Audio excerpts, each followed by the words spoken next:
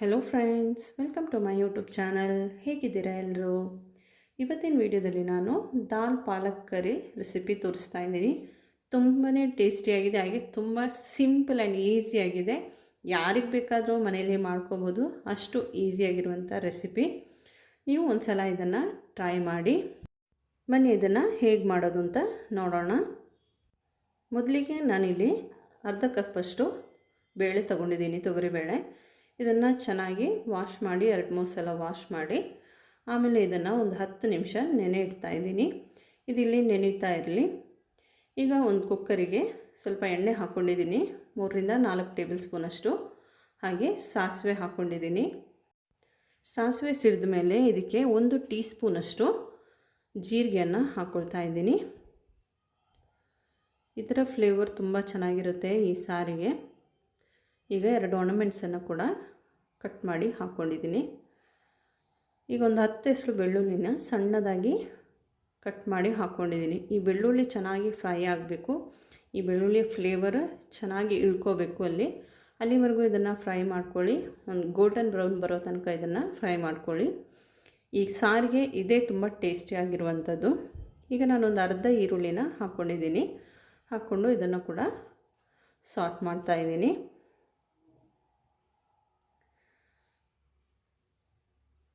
ಈಗ ಇದಕ್ಕೆ ಒಂದು ಟೊಮೆಟೊನ ಹಾಕ್ತಾಯಿದ್ದೀನಿ.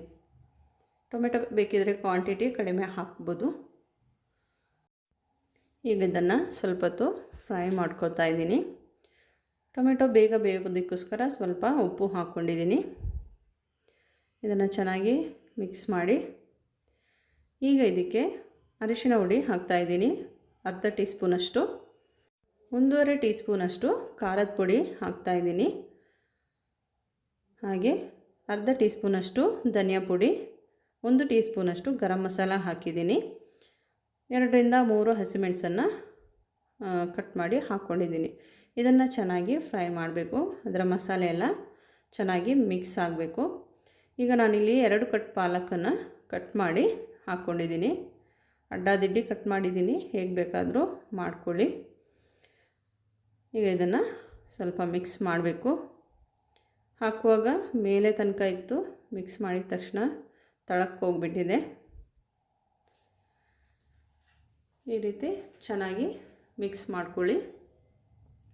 ಈಗ ನೆನೆಸಿಟ್ಟಿರುವಂಥ ಬೇಳೆನ ಹಾಕ್ತಾಯಿದ್ದೀನಿ. ಇದನ್ನು ಫ್ರೈ ಮಾಡೋದೇನು ಬೇಡ, ಜಸ್ಟ್ ಮಿಕ್ಸ್ ಮಾಡಿ ಡೈರೆಕ್ಟಾಗಿ ನೀರು ಹಾಕ್ಕೊಳ್ಳಿ. ನಾನಿಲ್ಲಿ 2 ಬೌಲಷ್ಟು ನೀರು ಹಾಕ್ಕೊಂಡಿದ್ದೀನಿ. ತುಂಬ ನೀರು ಹಾಕೋಕ್ಕೆ ಹೋಗಬೇಡಿ. ಈ ಸಾರು ಸ್ವಲ್ಪ ಗಟ್ಟಿ ಇದ್ರೇ ತಿನ್ನೋದಕ್ಕೆ ಚೆಂದ.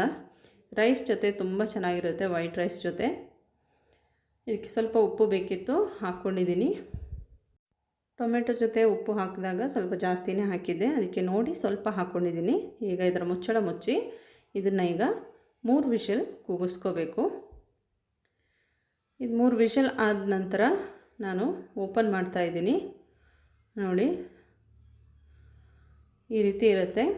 ಈಗ ಇದನ್ನು ಚೆನ್ನಾಗಿ ಸ್ಮ್ಯಾಶ್ ಮಾಡಬೇಕು. ನಿಮ್ಮ ಹತ್ರ ಸ್ಮ್ಯಾಶರ್ ಇದ್ದರೆ ಪ್ರೆಸ್ ಮಾಡಿ ಕೊಡ್ಬೋದು, ಇಲ್ಲ ಸೌಟ್ ತಗೊಂಡು ಈ ರೀತಿ ಚೆನ್ನಾಗಿ ಪ್ರೆಸ್ ಮಾಡಿ ತಿರುಗಿಸ್ಕೋಬೇಕು. ಆವಾಗ ಬೇಳೆ ಎಲ್ಲ ಚೆನ್ನಾಗಿ ಹೊಡೆಯುತ್ತೆ, ಎಲ್ಲೂ ಬೇಳೆ ಸಿಗೋದಿಲ್ಲ ನಮಗೆ. ಇಷ್ಟೇ ಈ ರೆಸಿಪಿಯ ಕೆಲಸ, ಏನೂ ಕಷ್ಟ ಇಲ್ಲ. ಯಾವಾಗ ಬೇಕಾದರೂ ಆವಾಗ ಮಾಡ್ಕೋಬೋದು. ಪಾಲಕ್ ಸೊಪ್ಪೆಲ್ಲ ಸಿಗುವಾಗ ಮಾಡ್ಕೋಬೋದು. ತುಂಬಾ ಈಸಿ ಮತ್ತು ಸಿಂಪಲ್ ಆಗಿರುವಂಥ ದಾಲ್ ಪಾಲಕ್ ಕರಿ ರೆಡಿಯಾಗಿದೆ. ನೀವು ಒಂದು ಸಲ ಇದನ್ನು ಟ್ರೈ ಮಾಡಿ. ವಿಡಿಯೋ ಇಷ್ಟ ಆದರೆ ಲೈಕ್, ಶೇರ್, ಕಮೆಂಟ್ ಮಾಡಿ. ಹಾಗೆ ಇದುವರೆಗೆ ನನ್ನ ಚಾನಲ್ ಸಬ್ಸ್ಕ್ರೈಬ್ ಮಾಡದೆ ನೋಡ್ತಾ ಇದ್ದರೆ ಸಬ್ಸ್ಕ್ರೈಬ್ ಮಾಡಿ, ನನಗೆ ಸಪೋರ್ಟ್ ಮಾಡಿ. Thank you for watching.